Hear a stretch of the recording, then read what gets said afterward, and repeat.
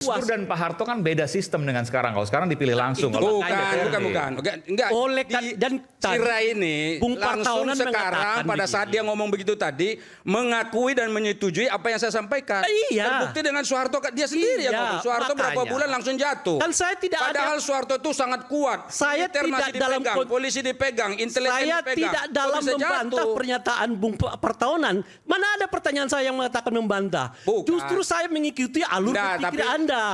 Anda menyebut bahwa tingkat kepuasan kepada Pak Prabowo itu bagian dari kelanjutan tingkat kepuasan kepada Pak Jokowi. Jadi nggak dibeda-bedakan. Oke, saya ambil tuh. Boleh saya terakhir Bang Eman. 80% tingkat kepuasan kepada Pak Jokowi yang sebelumnya diambil oleh Pak Prabowo, dibuat kreasi baru yang sekarang naik jadi 81%. Tapi Pak Soeharto baru beberapa bulan terpilih, 7 bulan kalau tidak salah. Program-program baru Pak Prabowo terhadap itu presiden kepuasan itu Perdana Menteri di Thailand pun bisa langsung jatuh. Jadi ada banyak fakta dan contoh di mana alur berpikir Pak Partaunan, bukan membantah. Oke, baik. Ada banyak contoh di luar negeri di mana pernyataan Anda itu salah. Kira-kira kalau baru 1% kenaikannya dari Pak Jokowi dari begitu banyak program. Tadi katanya gini, sebentar ya Pak Eman ya, saya jawab yang ini ya. Jadi begini, dia begitu menjawab dia tadi, langsung dia bilang sama Kan setiap saya bertanya dijawab oleh dia, artinya pertanyaan saya jadi baru lagi. Ini kan saya belum menyatakan pernyataan saya. Sebentar ya. Tadi waktu Pak Noel menjelaskan soal bagaimana Pak Prabowo begini, langsung dia bilang, ini baru berapa bulan udah sekian persen. Nanti bagaimana kalau sudah sekian tahun? Berapa persen ini? Dia takut menjadi 90%. Kan itu pemahaman yang saya dapatkan. Takut. Nah sekarang begitu saya terangkan penjelasannya, langsung dia bilang, berarti cuma 1% nih peningkatannya. Ini kan berarti logika yang salah. Pemahaman saya sebelumnya kan begitu. Makanya saya tanyakan, apa? Dan ada banyak contoh di negara lain, di negara kita juga. Saya tidak melihat menunjukkan bahwa logika Anda itu salah. Kepuasan terhadap Pak Prabowo. Maka saya tanya, kira-kira apa kiatnya? Pak Prabowo kok sampai 81%? Udah saya terangin kan? Nah dijelaskan oleh Bung Partaunan. Udah saya terangin. Dan saya belum selesai langsung Anda potong. Penjelasannya adalah 80% itu kelanjutan Pak Eman, itu saya masih ada setengah lagi yang belum saya jelaskan. Misalnya, saya balik lagi. Oke, kalau begitu. Saya kan belum menjelaskan setengahnya lagi. Gitu loh. Karena terus misalnya gini loh. Ada tadi sebetulnya penjelasan tambahan. Misalnya penegakan hukum, Pak. Penegakan hukum sekarang kan orang semua senang.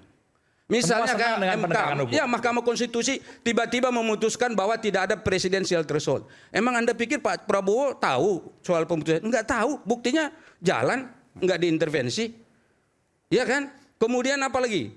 Ya ini si A dijadikan tersangka, si B dijadikan tersangka. Ini menarik nih. Loh, ini artinya bahwa penegakan hukum jalan di Indonesia. Rakyat lihat gitu loh. Ini bagian daripada keberhasilan. Pak Partaunan mengatakan salah satu keberhasilan Pak Prabowo itu adalah penegakan hukum terjadi. Oke, kita ambil tuh ya.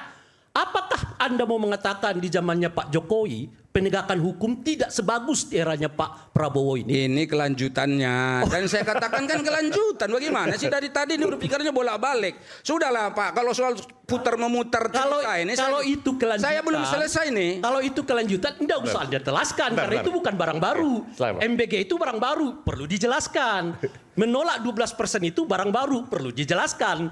Tapi kalau penegakan hukum yang sudah benar di zamannya Pak Jokowi seperti Anda sebut, dilanjutkan oleh Pak Prabowo, itu bukan barang baru, nggak usah dijelaskan. Udah masuk tuh ke angka 80%. Jadi begini Pak Rai, tadi kan Anda menanyakan apa saja. Jadi pada masanya Pak Prabowo ini semua yang diinginkan oleh masyarakat itu memang dipenuhi. Langsung atau tidak langsung.